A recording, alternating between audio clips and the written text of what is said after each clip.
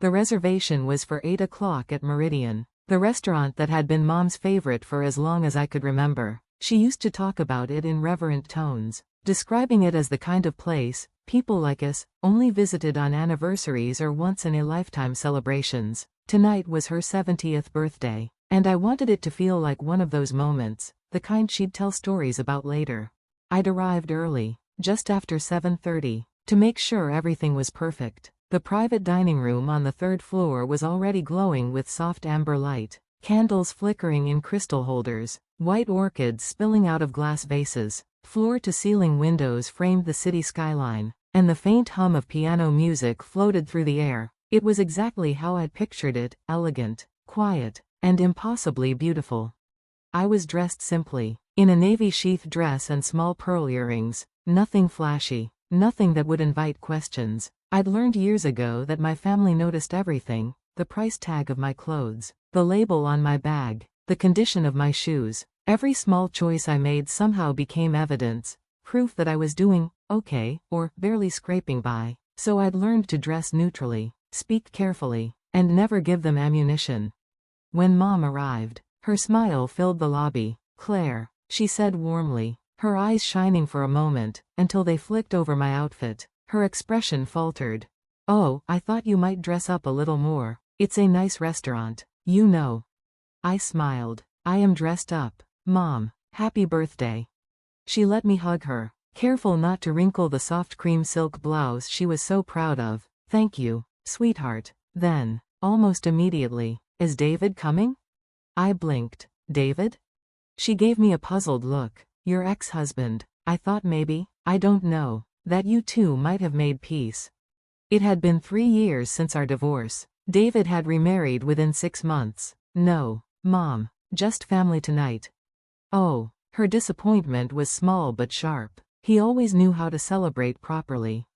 Before I could respond, the sound of tires on the pavement drew our attention. My brother Marcus stepped out of his leased BMW, smoothing the lapels of his charcoal suit. His wife, Jennifer, followed, glittering, as always, in something sequined. Together they looked like they'd stepped out of an advertisement for polished success.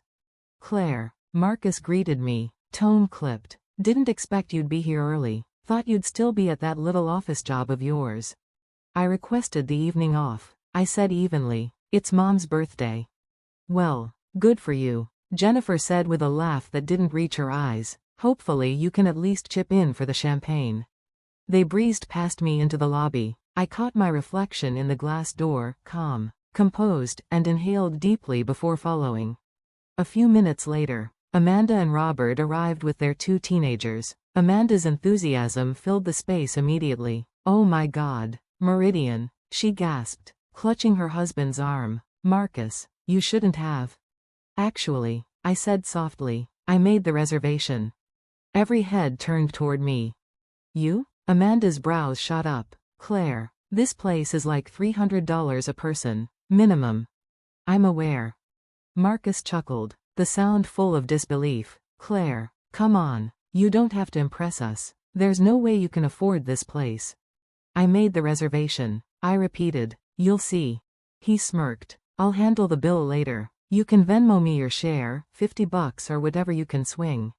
I didn't answer. The hostess appeared just then, smiling. "Good evening. Party of 8 for Chin?" "That's us," Marcus said, stepping forward smoothly. "Marcus Chin. I made the reservation." The hostess scanned her tablet. I have it under Claire Chin." Marcus frowned. There must be some mistake. "The private dining room on the 3rd floor?" she confirmed, looking at me. "Yes," I said. "That's right. Right this way, Miss Chin." I could feel Marcus's irritation radiate behind me as we followed her into the elevator. Jennifer leaned toward Amanda, whispering something about credit card limits. Amanda giggled. When the elevator doors opened, a hush fell over them. The 3rd floor was breathtaking. White orchids, linen tablecloths, gold-edged crystal, and the view, the whole glittering city stretched below us. Mom pressed a hand to her chest. "Oh, Claire, this is too much." "It's your 70th birthday, Mom. Nothing is too much." "But the cost." She turned instinctively to Marcus, worry creasing her brow. Honey, are you sure about this? Marcus's jaw tightened. I didn't arrange this. Apparently, Claire has been hiding some secret sugar daddy or something. Marcus, Mom gasped, but she didn't deny the possibility. I just smiled faintly and took my seat. He wasn't done. Come on, Mom, look at her. She drives that old Honda, lives in a one-bedroom apartment with no washer-dryer. She shops at Target. His tone was cruelly amused. Now suddenly she's hosting a dinner like this? Mom looked between us helplessly. Maybe she saved up. For years? Amanda was examining the floral arrangements like she expected to find counterfeit bills tucked inside. This is easily $5,000. Claire, are you in trouble? Is someone funding this? I'm not in trouble. The waiter arrived with champagne, Dom Perignon 2008, Mom's favorite. Her eyes went wide. Oh, Claire, this bottle alone. $400. Marcus cut in. Per bottle. How many did you order? Enough for toasts. The glasses were filled. I stood. To Mom, I said, lifting mine. 70 years of strength, grace, and love. They echoed, but nobody smiled. The first course arrived, seared scallops on truffle foam. Amanda snapped a picture for Instagram but didn't tag the restaurant. Marcus, meanwhile, was watching me like a hawk, his eyes calculating every detail. So, Claire, Robert said between bites, still working for that little firm? What exactly do you do again? Filing? Calls? I coordinate projects and manage clients, I replied evenly. So, secretary work, Jennifer said sweetly. Administrative work, I corrected. It's different. Barely, Marcus muttered. These scallops are amazing though, probably $30 a piece. Can we stop talking about money? Mom said weakly. It's my birthday. We're just worried about Claire, Amanda said. This kind of spending isn't normal. I'm fine. Are you? Marcus leaned forward, his voice low, because this feels like a cry for help. Before I could answer, the next course arrived. Butter-poached lobster tail with saffron risotto. Mom stared at it like it was evidence of a crime. Marcus, she whispered, maybe we should just order salads for the main course, to save money. Mom, please, I said gently, it's all taken care of. The tasting menu? Amanda's voice rose. Claire, that's $400 per person. Are you insane? I'm aware of the price. That set Marcus off. He slammed his hand on the table, making the crystal tremble. I'm not watching you bankrupt yourself for attention. This is delusional. Marcus. No. He stood abruptly, his chair scraping against the floor. I'm not enabling this. I'm going downstairs to fix this mess. He stormed toward the elevator, Jennifer following with a dramatic sigh. Amanda and Robert hesitated, then went after them, murmuring apologies to Mom. Even the teenagers trailed out, whispering. And suddenly it was quiet again, just me, Mom, and the flicker of candles reflected in her wineglass. Claire, her voice was soft now, careful, if you're having money troubles, you can tell me. Is this about David? Are you trying to show him you're doing better? I swallowed. No, Mom. Because he did very well for himself. I know it must hurt, seeing him with his new wife and that big house. But you don't have to compete. She squeezed my hand. You don't have to pretend. That word, pretend, landed like a stone. I'm not pretending, I said quietly. Then where did the money come from? Her brow furrowed. Claire, you didn't do anything illegal, did you? For a moment, I couldn't speak. My mother, who'd known me my entire life, truly thought I'd commit crimes for a dinner party. No, Mom, I said finally, my voice shaking. I didn't do anything illegal. I just don't understand. Before I could answer, the elevator doors opened again. Marcus stepped out, his face red with righteous fury. Behind him was a tall man in an immaculate black suit, Richard, the restaurant's manager. I'd met him several times while planning tonight.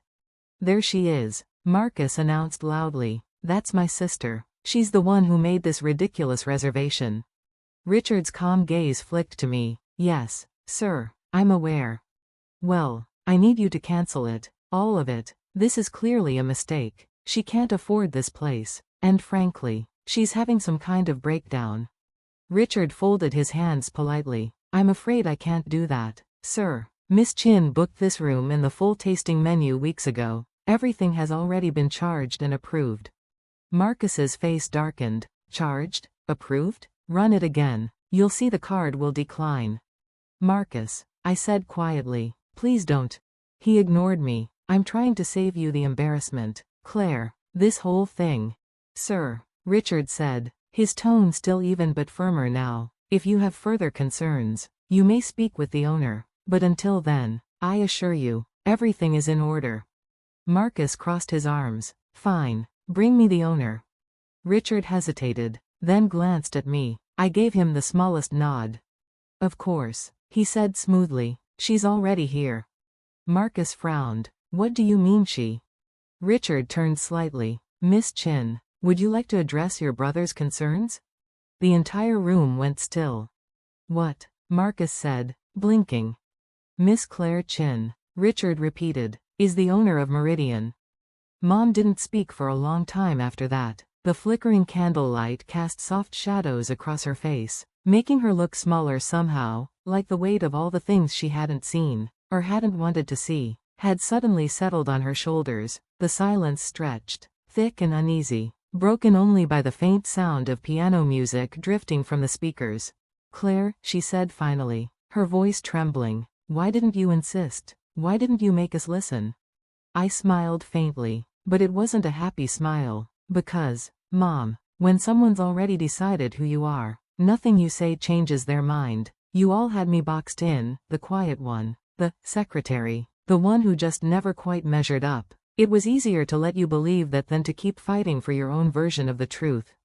Marcus rubbed his temples, his earlier fury collapsing into something that looked like shame. So while we were joking about your job and your car, you were, what, running half the city's restaurant scene?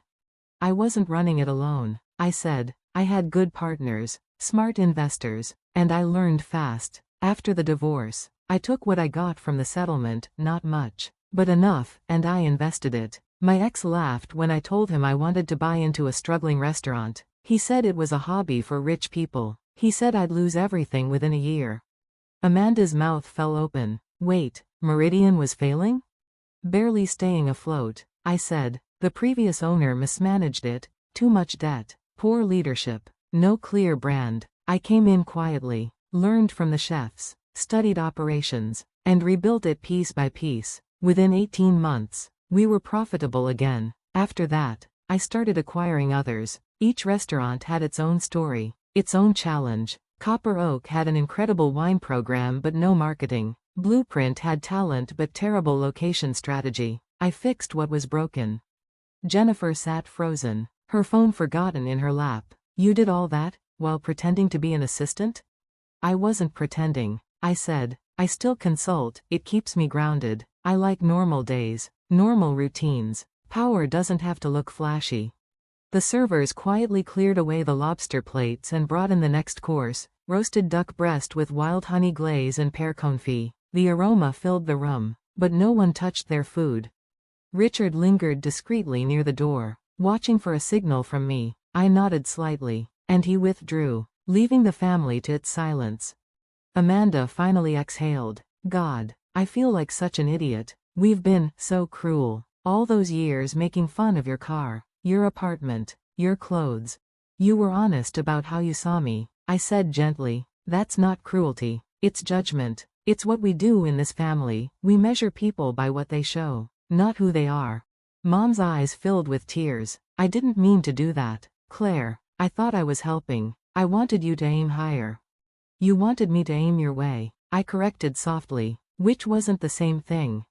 Marcus's head hung low. So, when I was bragging about getting a company car last Thanksgiving, I'd just closed the deal on the garden room, I said quietly. We had a champagne toast that night. I remember you saying I should get serious about my future. Amanda gave a weak laugh, and I told you to marry rich. I remember. Mom reached for her wine glass, her hand trembling slightly. Why keep it secret for so long? Because every time I tried to be proud of something, it turned into competition. I said, you'd find a way to make it smaller, to remind me where I stood in the family. Mom's lip quivered. Claire, I never wanted to make you feel small. But you did, I said simply. You all did. And I let you. Because it was easier than fighting for respect that was never going to come. For the first time in my life, no one interrupted me, no one laughed, rolled their eyes, or corrected me. They just listened, really listened, while I spoke. I didn't plan to reveal it tonight. I continued. This dinner was supposed to be for you, Mom. I wanted to celebrate you quietly, with family. I wanted you to feel loved. But then, the questions started. The accusations. The disbelief. It's exhausting. Living in a family where the truth sounds like arrogance. Marcus looked up, his eyes glassy. Claire, I'm sorry. I was horrible to you tonight. To think I walked in here assuming you needed saving. Jennifer covered her face. I called you manic. I can't believe I said that. Amanda dabbed her eyes with a napkin. You were always the calm one, the quiet one. I thought that meant you were weak. I was quiet, I said, because I didn't need to prove anything anymore. The next course arrived, slow braised short ribs with truffle mashed potatoes and roasted asparagus. The servers poured another round of wine, and this time, everyone took a sip. Mom's hand found mine across the table. I'm proud of you, she said softly, her eyes glistening. More proud than you can imagine. And I'm sorry for every time I made you feel less than you are.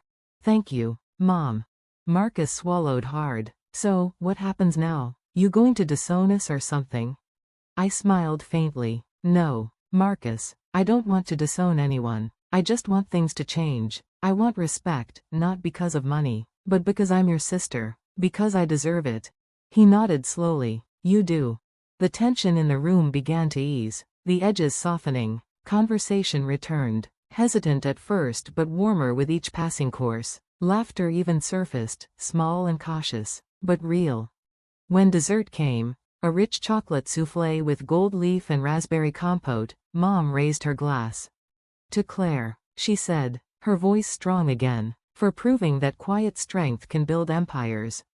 The others echoed her toast, and this time, their eyes held something different, not disbelief, not envy, but genuine respect. As the night wound down and the city lights shimmered beyond the glass, I sat back in my chair, letting the warmth of the moment sink in. For the first time in years, I didn't feel like the outsider at my own family's table. I felt seen. And finally, that was enough.